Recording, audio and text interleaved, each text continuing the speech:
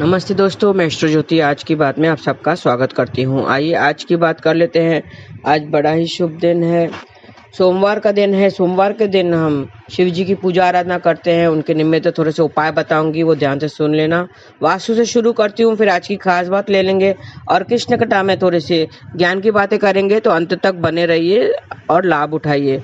वास्तु की बात करें तो मोमबत्ती क्या रोल प्ले करती है और किस दिशा में लगाना चाहिए। पूर्व दिशा में हरे रंग की मोमबत्ती लगाना चाहिए, इससे जीवन में गति बनी रहती है और तरक्की होती है। पश्चिम में सफेद मोमबत्ती लगाएं। उत्तर दिशा में काले रंग की कैंडल लगाना चाहिए। उत्तर पश्चिम में सफेद रंग की कैंडल लगाना चाहिए। नैऋत्य कोण में पीले कैंडल्स लगानी चाहिए। ईशान कोण में वह भी पीले कैंडल्स लगाना चाहिए। आग्नेय कोण में हरी कैंडल्स लगाएं और ऐसा करने से उस दिशा के शुभ फल आपको मिलते हैं। तो ये थे कैंडल्स की बातें, वास्तु की बातें। अब योग और तिथि की बात कर लेते हैं। आज रात 12:20 तक मघा नक्षत्र रहेगा। 27 नक्षत्रों में से मघा 10वां नक्षत्र है। इसका प्रतीक चिन्ह राज सिंहासन को माना गया है। तो इस नक्षत्र में तालाब बनवाना, कुएं खुदवाना, चिकित्सा का काम करना, ये सब शुभ माना जाता है। और मघा नक्षत्र का संबंध बरगद के पेड़ से बताया गया है। तो आज के दिन बरगद के पेड़ के पूजा आराधना करनी है, उसे किसी प्रकार का नुकसान नहीं पहुंचाना है। आइए आज मघा नक्षत्र और सोमवार के और आज अमावस्या तिथि है। आज सोमवार को अमावस्या आती है, तो सोमवती अमावस्या कहलाती है। उसके बारे में मैं विस्तार से हम चर्चा करेंगे। अब थोड़े से उपाय बता देती हूँ आपको कि ये इंटरव्यू में सफलता पाने के लिए घर से निकलते समय दर्पण में अपना चेहरा देखकर निकलें। मन में भगवान शिव की सफलता हेतु प्रार्थना करें। व्यापार में धन लाभ चाहिए तो नया काम शुरू करने से पहले अपने पास 2 सफेद फूल रखें। काम होने पर उन्हें पानी में प्रवाहित कर दें। परिवार में पॉजिटिविटी चाहिए तो मंदिर में भगवान शिव को बेलपत्र चढ़ाएं। जरूरतमंद को 1 कटोरी चावल दान करें। और समस्याओं को समाप्त करने के लिए कुश या कंबल के आसन पर बैठकर 108 बार जाप करें। ओम ऐं ह्रीं सोमाय नमः, ओम ऐं ह्रीं सोमाय नमः, ऐसा जाप करें। ये कुश के आसन पर बैठकर आपको जाप करना है, तो सारी समस्याएं दूर हो जाएंगी। जीवन को सुखमय बनाने के लिए नहा धोकर तुलसी के पौधे की 11 बार परिक्रमा करें। तुलसी के 11 बार परिक्रमा करें और घी का दीपक भी जलाएं। और मेहनत का परिणाम पाने के लिए आप बहुत मेहनत कर रहे हैं, उसका परिणाम नहीं निकल रहा है, तो उसके लिए क्या करें। चांदी का चौकोर टुकड़ा बाहर जाते समय अपने जेब में रखा रहने दें। भगवान शिव के सामने घी का दीपक भी जलाएं। तो ऐसा करने से आपके जो भी मेहनत का परिणाम आपको मिल जाएगा। शत्रुओं से छुटकारा पाने के लिए आज शिव मंदिर जाएं और उन घी का दीपक जलाएं और मंत्र जाप करें। ओम शं शं शिवाय शं शं कुरु कुरु ओम, ओम शं शं शिवाय शं शं कुरु कुरु ओम। ऐसा करने से शत्रुओं का नाश हो जाएगा। और सुखों में बढ़ोतरी के लिए घर के आसपास शिव मंदिर में जाएं। जल में जरा सा गंगा जल डालकर शिवलिंग पर चढ़ाएं। भगवान से हाथ जोड़कर प्रार्थना भी करें। और परेशानियों का हल निकालने के लिए जल में कुछ बूंद दूध डालकर शिवलिंग पर चढ़ाने से आपके सारे परेशानियों का हल निकल जाएगा। और 11 बेलपत्र पर चंदन से ओम लिखें। ओम लिखकर बेलपत्र शिवलिंग पर चढ़ाना है। आज के दिन शिवलिंग पर दूध अर्पित करने से आमदनी में बढ़ोतरी होगी। दूध अर्पित करने से आमदनी में बढ़ोतरी होगी। और गाय का दूध अर्पित करें। शिव मंत्र का जाप करें। ओम नमः शिवाय, ओम नमः शिवाय, ऐसा 11 बार जाप करना है। शिव जी को नारियल अर्पित करना है। भगवान को सूखे मेवे का भोग लगाना है, तो संतान की जरूरत सब मदद मिल जाएगी। शिवलिंग पर जल में कुछ बूंद दूध मिलाकर चढ़ाएंगे तो सारी वास्तु संबंधित परेशानियां भी दूर होती हैं। घर की परेशानियां दूर करने के लिए प्रार्थना भी करें। तो ये सरल उपाय है। घर की परेशानी को दूर करने के लिए प्रार्थना करना चाहिए। बिजनेस में गति बढ़ाने के लिए मिट्टी का एक खाली घड़ा लेकर काजल का टीका लगाएं। घड़े पर ढक्कन लगाकर बहते जल में प्रवाहित कर दें, तो बिजनेस की गति बढ़ेगी। केसर का तिलक अपने मस्तक पर लगाएं। तो आप किधर बाहर जा रहे हैं तो केसर का तिलक मस्तक पर लगाएं, तो सफलता आपको सुनिश्चित मिल जाएगी। अपने इष्ट देव का आशीर्वाद लेकर बाहर निकलें। दूध, दही, घी, शहद और गंगाजल को मिलाकर पंचामृत बनाएं तो खर्चों में लगाम मिलेगा। पंचामृत घर के मंदिर में ही भगवान को भोग लगाएं। भोजन में से एक रोटी निकालकर 3 हिस्से करें। एक हिस्सा गाय को दें, एक कौवे को दें और एक कुत्ते को दें, तो सारी अनबन, जो रिश्तों में अनबन है वो दूर हो जाएगी। किसी किन्नर को हाथ जोड़कर प्रणाम करेंगे तो सारे जो प्रवाहित काम है वो सारे हो जाएंगे। किन्नर को वस्त्र भी गिफ्ट कर सकते हैं। माँ दुर्गा को विशेष मंत्र का 5 बार जाप करें तो आपका स्वास्थ्य बेहतर रहेगा। माँ दुर्गा के विशेष मंत्र का 5 बार जाप करना है।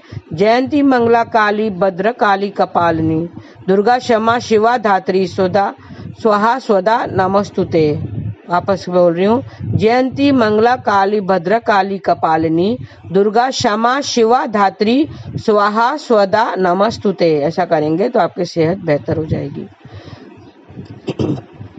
तो ये थे छोटे से उपाय हैं। आप आज शिव मंदिर में जाके आप शिव जी की पूजा आराधना करें और जो मैंने उपाय बताए हैं आप जल में गंगा जल मिलाकर डाल सकते हैं, दूध मिलाकर डाल सकते हैं, उनको धतूरा अर्पित कर सकते हैं, 11 बेलपत्र आप अर्पित कर सकते हैं, भोग लगाना है मिठाई का।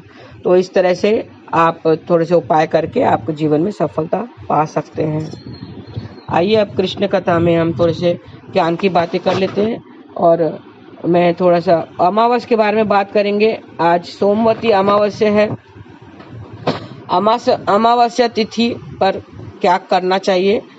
अमावस्या तिथि को बहुत महत्वपूर्ण माना गया है। धार्मिक मान्यताओं में अमावस्या तिथि पर भगवान विष्णु और माँ लक्ष्मी की पूजा आराधना करने से साधक को पितृ दोष से मुक्ति मिलती है। साथ ही घर में सुख समृद्धि और खुशहाली का आगमन भी होता है। चलिए हम देख लेते हैं इससे जुड़े नियम कौन से हैं। अमावस्या तिथि जगत के पालनहार भगवान विष्णु और पितरों को समर्पित है। इस खास अवसर पर पवित्र नदियों में स्नान ध्यान करने का विधान है। साथ ही विशेष चीजों का दान किया जाता है। मान्यता के अनुसार ऐसा करने से साधक के द्वारा अनजाने में किए गए सारे पाप कट जाते हैं। ऐसा माना जाता है कि इस दिन कुछ गलतियों को करने से साधक को जीवन में कई तरह की परेशानियों का सामना करना पड़ता है। ऐसे में ये जान लेते हैं कि इस महीने की सोमवती अमावस्या को क्या करें और क्या न करें।